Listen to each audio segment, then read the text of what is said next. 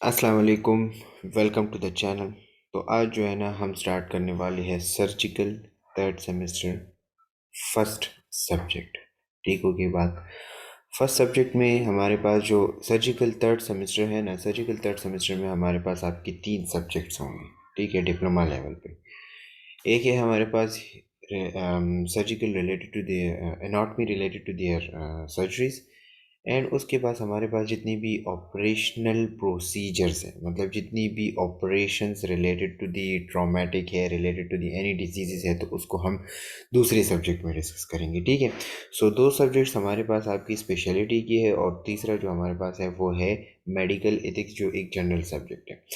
First of all first subject में आपका जो है ना एनाटॉमी रिलेटेड जितने भी टॉपिक्स होंगे उसको हम कवर करेंगे, और दूसरे में हमारे पास जितने भी प्रोसीजर्स है, ऑपरेशनल प्रोसीजर, उसको हम डिस्कस करेंगे। ठीक है। तो आज हम ह्यूमन स्केलेटन के बारे में बात करेंगे। एक बात मैं यहाँ पे बता देता हूँ, जितने भी सर्जिकल के स्टूडेंट्स हैं और अभी थर्ड सेमेस्टर में आए हुए हैं, तो ये ऑलरेडी ये जितने भी मतलब ह्यूमन स्केलेटन और ये एनाटॉमी का जो सब्जेक्ट है ना, इसमें अप्लाइड एनाटॉमी जिसको हम कहते हैं, तो ये ऑलरेडी आपको जो है ना फर्स्ट सेमेस्टर में पढ़ाया भी गया है। तो इसमें इतना मुश्किल कुछ भी नहीं है, लेकिन इसमें बात सिर्फ ये है कि इसमें थोड़ी सी डिटेल के बारे में जो है ना डिटेल में डिस्कस किया गया है टॉपिक्स को। ठीक है। तो ये आपको ऑलरेडी आते भी होंगे, तो साथ साथ आप जब भी ये लेक्चर्स देखते रहते हैं ना, तो इसको नोट भी कर लिया करें, और इससे जो है ना एक स्पेसिफिक नोट्स, स्पेसिफिक पॉइंट्स बना लिया करें, तो इसमें आपको जो है ना आसानी हो जाएगी कि जब आप पेपर के लिए जाएंगे ना, तो आपके पास एक स्पेसिफिक अपना ही जो है ना एक बुक होगा जो आपके पॉइंट से बना होगा। ठीक होगी बात। अच्छा, तो फर्स्ट ऑफ ऑल स्टार्ट कर लेते हैं। बिस्मिल्लाह रहमान रहीम। Human skeleton. तो first of all human skeleton हमारे पास क्या है? तो ह्यूमन स्केलेटन में बहुत सारी चीज़ें हैं, लेकिन अगर हम सादा अल्फाज में इसको डिफ़ाइन करें ना, तो ह्यूमन स्केलेटन हमारे पास वो ढांचा जो ह्यूमन जिससे बना हुआ है, उसकी एक शक्ल बनी हुई है, उसकी एक शेप स्ट्रक्चर बनी हुई है, उसको हम ह्यूमन स्केलेटन कहते हैं। अब ह्यूमन स्केलेटन में हमारे पास क्या क्या चीज़ें ऐसी हैं जो एक स्केलेटन को बनाती हैं? तो अगर मैं आपको बताऊं कि ह्यूमन स्केलेटन में, आप मुझे बताएं कि कौन सी ऐसी चीज़ें हैं जिससे एक ह्यूमन स्केलेटन बनता है। तो ह्यूमन स्केलेटन में मोस्ट इंपॉर्टेंट थिंग जो है ना, वो हमारे पास क्या है? बोन्स है हमारे पास। ठीक है। लेकिन हम डायरेक्टली बोन्स की तरफ नहीं जाएंगे। हम फर्स्ट ऑफ ऑल किस चीज़ की तरफ जाएंगे? हम जाएंगे टूवर्ड्स दी माइक्रोस्कोपिक स्ट्रक्चर। अब माइक्रोस्कोपिक स्ट्रक्चर्स में हमारे पास क्या है? कार्टिलेज से हम स्टार्ट करेंगे, फिर उसमें हम टाइप्स ऑफ कार्टिलेजेस को डिस्कस करेंगे, और फिर उसके बाद जॉइंट्स, और फिर बोन्स, और इसी तरह से ये चैप्टर ख़त्म हो जाएगा। क्लियर? अच्छा, फर्स्ट ऑफ ऑल हम बात कर लेते हैं कार्टिलेजेस की। So what is cartilage? ये आपको पता भी होगा कि it is a dense layer, clear blue white substance, very firm but less than bone. ये हमारे पास क्या होता है? ये एक डेंस सब्सटेंस होता है। ठीक है। डेंस कवरिंग होती है, लेकिन ये बोन से ज़्यादा नहीं होती, बोन से कम होती है, लेकिन फिर भी एक डेंस सब्सटेंस हमारे पास हमारे बॉडी में प्रेजेंट होती है। अब ये कार्टिलेज हमारे पास जो डेंस है, ये कहाँ पे मौजूद होती है? So the dense cartilage are commonly found at joints between the bones. For example, एक बोन ये है हमारे पास, और दूसरा बोन हमारे पास ये है।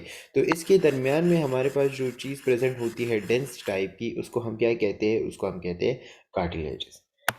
क्लियर हो गई बात? It is made up of cell called chondrocyte. अब हमारे पास जो कार्टिलेज है वो किस चीज़ से बनी हुई है? वो हमारे पास कॉन्ड्रोसाइट से बनी हुई है। सो ये एमसीक्यूज़ में भी आ सकता है कि कार्टिलेजेस के जो सेल्स है जिससे वो बनी हुई है, उसको हम क्या कहते हैं? कॉन्ड्रोसाइट्स कहते हैं। क्लियर? अच्छा, they are embedded in matrix reinforce by collagen and elastic fibres. मतलब ये अगर आप कार्टिलेजेस को फिर इंटरनेट पे पिक्चर्स देखेंगे ना, तो आपको ये इस तरह से जो है ना नज़र आएगा कि इसमें इस तरह के मैट्रिक्स होते हैं। ठीक है। मैट्रिक्स, और ये एक दूसरे में इस तरह की जो है ना एम्बेडेड होते हैं, एक दूसरे से, मतलब एक दूसरे के नज़दीक प्रेजेंट होते हैं। ठीक है। तो इसको हम क्या कहते हैं? मतलब ये कार्टिलेजेस जो बिटवीन दी बोन्स प्रेजेंट है, ये इस एम्बिशन की वजह से क्या है? डेंस है। क्लियर हो गई बात? अच्छा, cartilage does not contain blood vessels, and it derives its blood supply from its outer covering, the कॉन्ड्रियम। अब यहाँ पे अगर मैं आपको एक बात बताऊँ कि यहाँ पे इसको जो है ना क्या नहीं मिल रही, इसको जो है ना ब्लड सप्लाई नहीं मिल रही, मतलब इसको कोई डायरेक्ट ब्लड सप्लाई नहीं है, क्योंकि इसमें ब्लड वेसल्स ही नहीं है, तो ये अपनी ब्लड सप्लाई कहाँ से लेता है। तो अगर आप इसको देखें ना कि हमारे पास ये जो कह रहा है कि outer layer of the outer covering of the perichondrium, तो पेराकॉन्ड्रियम हमारे पास क्या है, पेराकॉन्ड्रियम असल में हमारे पास है डेंस लेयर। डेंस लेयर किस चीज़ की डेंस लेयर है हमारे पास, ये है हमारे पास फाइब्रस कनेक्टिव टिश्यूज। ठीक है, फाइब्रस कनेक्टिव टिश्यूज। क्लियर, दो बात हो गई, एक है डेंस लेयर, दूसरा है हमारे पास फाइब्रस कनेक्टिव टिश्यूज। तीसरा यहाँ पे है कि पेरिकार्डियम का काम क्या होता है, ये यहाँ पे क्यों प्रेजेंट होता है। तो ये असल में कवर दी कार्टिलेज, ये कार्टिलेज को कवर करता है। तो इसकी जो आउटर कवरिंग होती है ना कार्टिलेज, उससे अपनी ब्लड सप्लाई ले रहा होता है। क्लियर हो गई बात। अच्छा, अब आ जाते हैं टाइप्स ऑफ कार्टिलेजेस की तरफ। तो हमारे पास कितने टाइप्स ऑफ कार्टिलेजेस हैं, बहुत सारे टाइप्स ऑफ कार्टिलेजेस हमारे पास प्रेजेंट है। उसमें इम्पॉर्टेंट जो है ना वो है तीन। कौन कौन से, hyaline cartilage, fibro cartilage and elastic cartilage. इसके नाम से भी आपको पता चल गया होगा कि इसको हम ये हाइलाइन क्यों कहते हैं, फाइब्रो क्यों कहते हैं, इलास्टिक क्यों कहते हैं। ठीक है, हाइलाइन कार्टिलेज हमारे पास क्या है कि it is smooth bluish whitish tissue. ठीक है, स्मूथ होती है, ब्लूइश कलरेशन, वाइटिश टिश्यू होती है।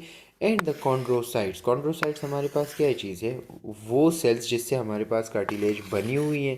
Clear, are in small group embedded in the matrix. Hyaline cartilage में हमारे पास कॉन्ड्रोसाइट्स क्या होते हैं, स्मॉल ग्रुप्स में होते हैं। क्लियर। अच्छा, it provide flexibility, support and smooth surface for the movement at joint. अब इसका काम क्या होता है हाइलाइन कार्टिलेज का, हाइलाइन कार्टिलेज का हमारे पास काम ये है कि ये क्या करेगा, फ्लेक्सिबिलिटी प्रोवाइड करेगा, सपोर्ट प्रोवाइड करेगा, स्मूथनेस, स्मूथ सरफेस जो है ना for the movement of the joint को जो है ना क्या करेगा, प्रोवाइड करेगा। तो इसकी तीन काम है, flexibility, support and smooth surface for movement. अच्छा, it is found in the end of the long bones. अब हमारे पास ये कहाँ पे प्रेजेंट है, लॉन्ग बोन्स में प्रेजेंट है, making costal cartilages forming part of the larynx, trachea and ब्रोंका।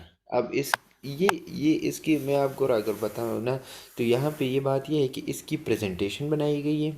ठीक है, कि मतलब ये कहाँ पे प्रेजेंट होती है, इसकी फंक्शन बताई गई है कि मतलब इसकी भी हमारे पास फंक्शन क्या है। तो हाइलाइन कार्टिलेज की फंक्शंस भी यहाँ पे कवर हो जाती है और इसमें ये भी कवर हो जाता है कि ये यहाँ कहाँ पे प्रेजेंट होते हैं।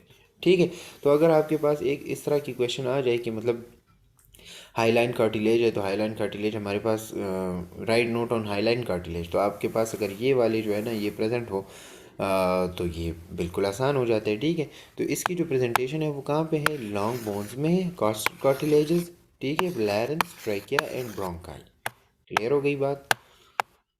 अच्छा, अब आ जाते हैं फाइब्रो कार्टिलेज की तरफ। तो फाइब्रो कार्टिलेज हमारे पास क्या है कि this type of cartilage consist of dense masses of white collagen fibre in the matrix similar to that of the hyaline cartilage with the cell widely dispersed. क्या मतलब हुआ इसका कि इसमें हमारे पास जो कार्टिलेज है ना, फाइब्रो कार्टिलेज, इसमें हमारे पास डेंस masses प्रेजेंट होती है। और किस चीज़ की डेंस masses, कोलेजन फाइबर्स। सो कोलेजन फाइबर की डेंस masses हमारे पास प्रेजेंट है। ठीक है, एंड इसमें हमारे पास जो सेल्स प्रेजेंट होते हैं ना वो वाइडली डिस्पर्स होते हैं, एक दूसरे के साथ नज़दीक नहीं होते, एक दूसरे से दूर होते हैं। क्लियर।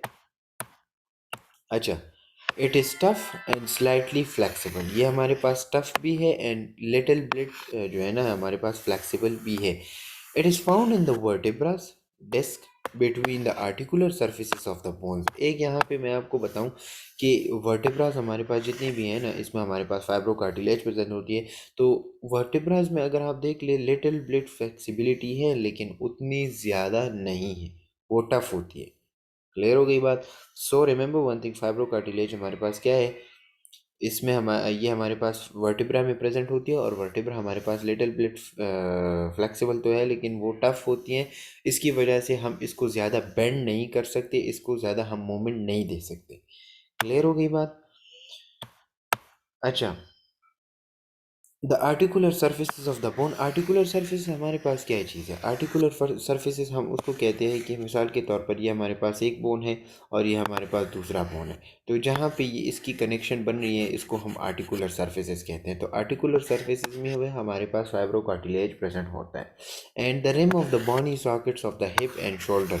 हमारे पास जो हिप एंड शोल्डर बोन्स है ना, इसमें हमारे पास सॉकेट टाइप इस तरह के बने होते हैं ना, मतलब बोन इस तरह सॉकेट में जो है ना अटैच होता है, तो वहाँ पे भी फाइब्रोकार्टिलेजेस प्रेजेंट होते हैं।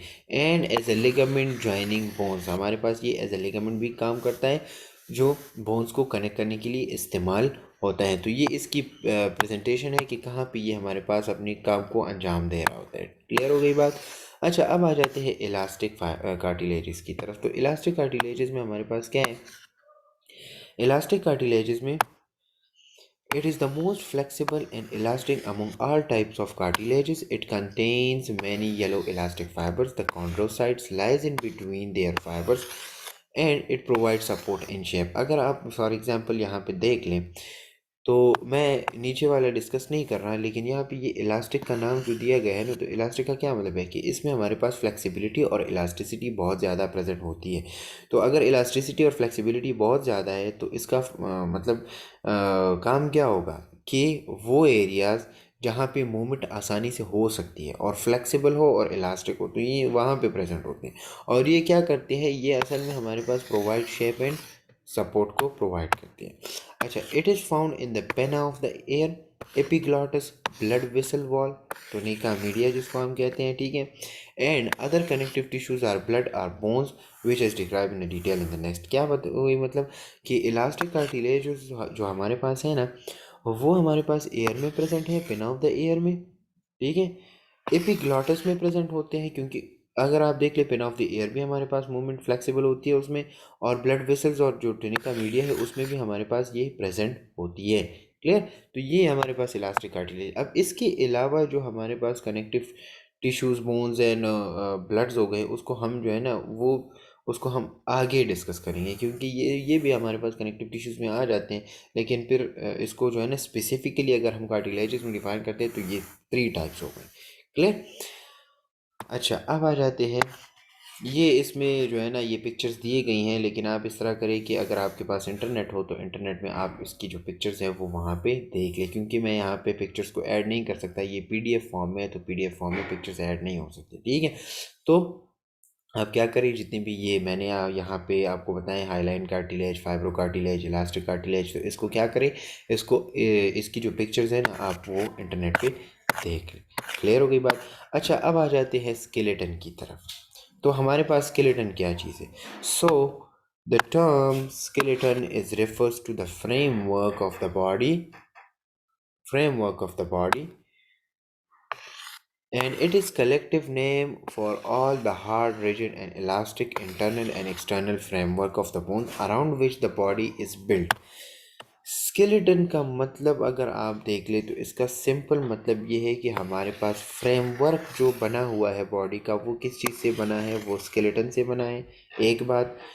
दूसरा है हमारे पास कि इसमें आप सिर्फ और सिर्फ इंटरनल या एक्सटर्नल की बात नहीं करते, इसमें आप बहुत सारी चीज़ों को डिस्कस किया था। फॉर एग्जांपल इसमें ये हमारे पास hard and rigid, elastic, internal, external, जितनी भी फ्रेमवर्क्स ऑफ द बोन है ना, इसको हम स्केलेटन में ही इंक्लूड करते हैं, ठीक है।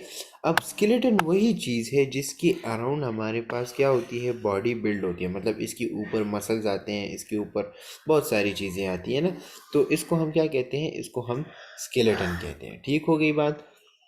अच्छा, अब इसके अलावा अगर हम देख लें तो इसमें हमारे पास और कौन कौन सी चीज़ें जो है ना प्रेजेंट होती है।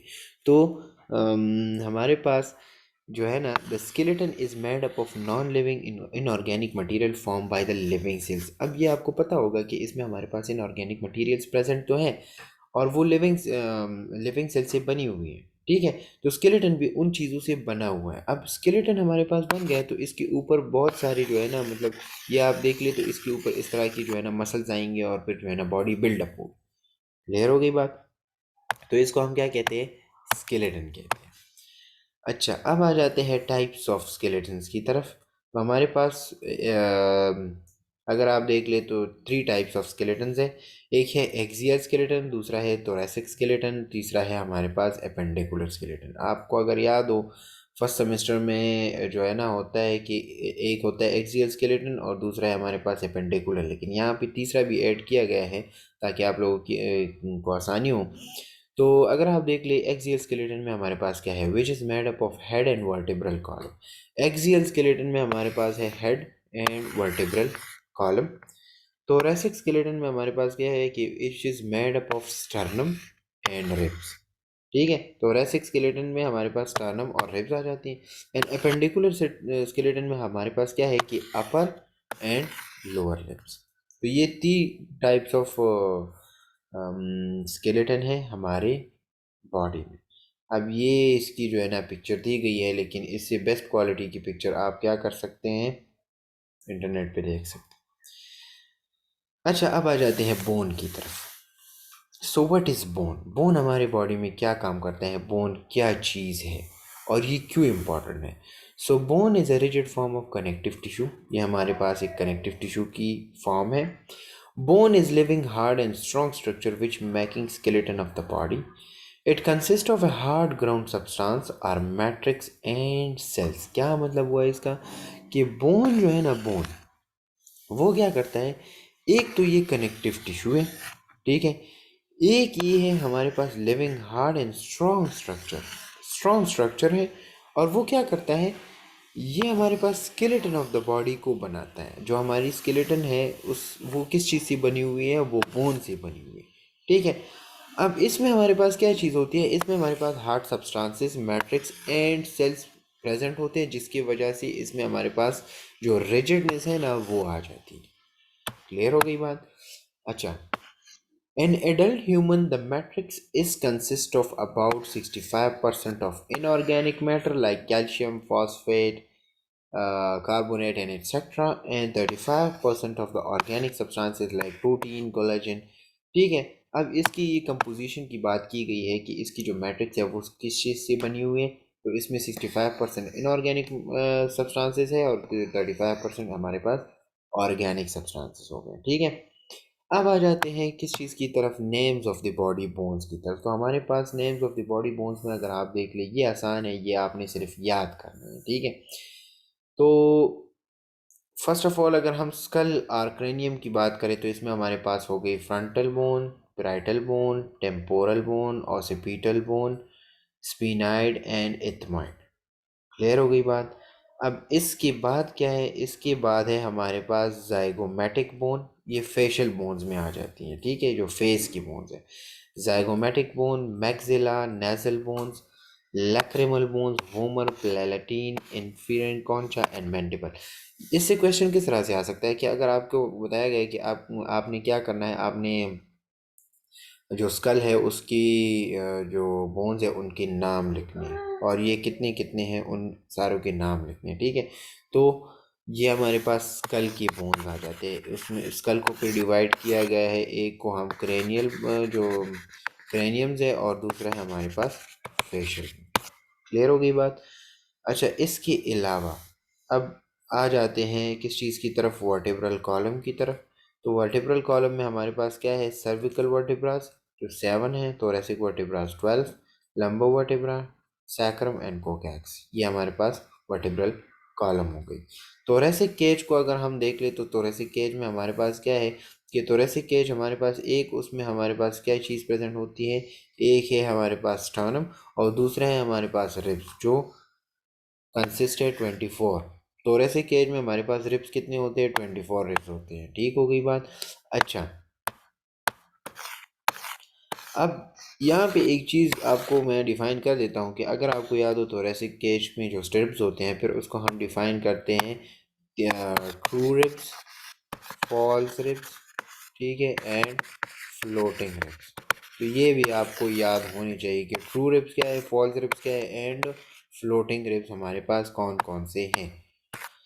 अच्छा, जल्दी से हम चले जाते हैं bones of the upper limbs की तरफ। तो bones of the upper limbs में हमारे पास कौन कौन से हैं?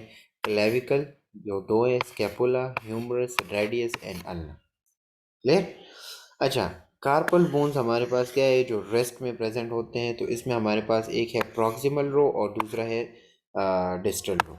अब प्रॉक्सिमल रो में हमारे पास कौन से बोन्स हैं?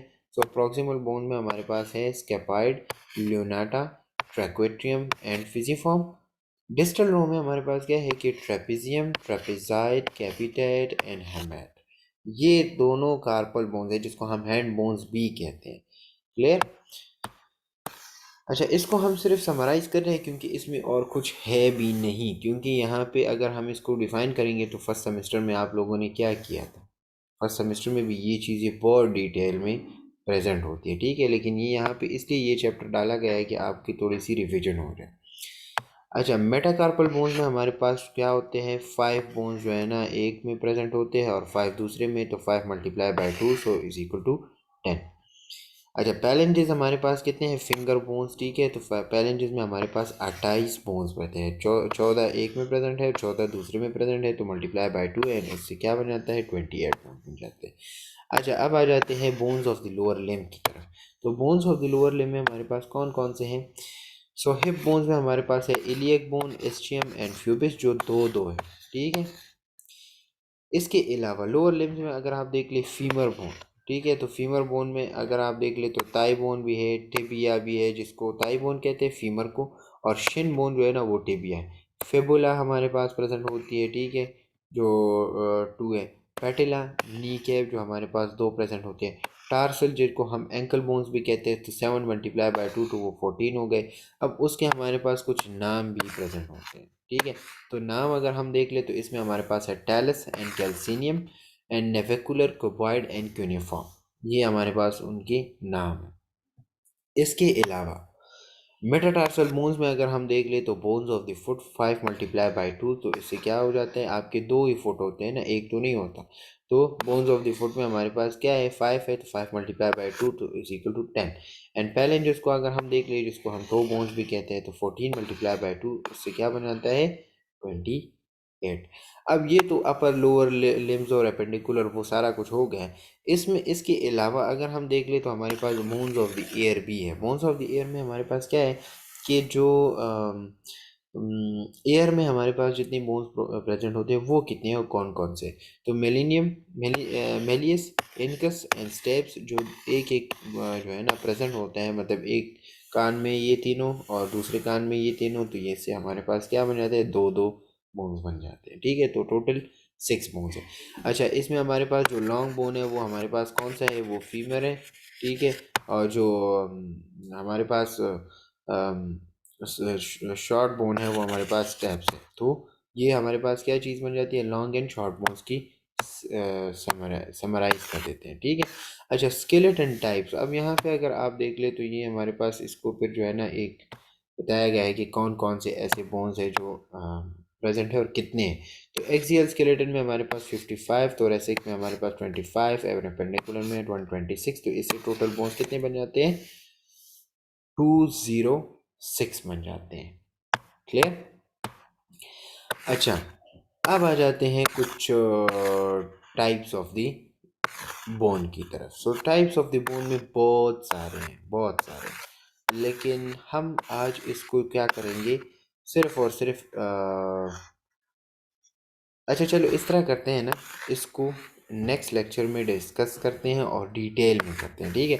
तो क्लासिफिकेशन ऑफ द बोन्स को अकॉर्डिंग टू द शेप किया गया है, ठीक है, डेवलपमेंटल क्लासिफिकेशन है, और description of the body bones है, ठीक है। तो इसको हम क्या करते हैं? इसको हम फिर एक अलग से लेक्चर में जो है ना डिटेल में डिस्कस करते हैं। तब तक के लिए इजाज़त दें, चैनल को सब्सक्राइब भी करें और जितने भी सर्जिकल के स्टूडेंट्स हैं उनके साथ शेयर करें, क्योंकि मैं लेक्चर्स अपलोड करता हूं लेकिन बहुत सारे लोगों को पता नहीं होता कि इस तरह की सर्जिकल के लेक्चर्स जो है ना वो प्रेजेंट हैं। काइंडली उनके साथ शेयर कर लिया करें ताकि उनको भी फ़ायदा हो। अस्सलाम वालेकुम।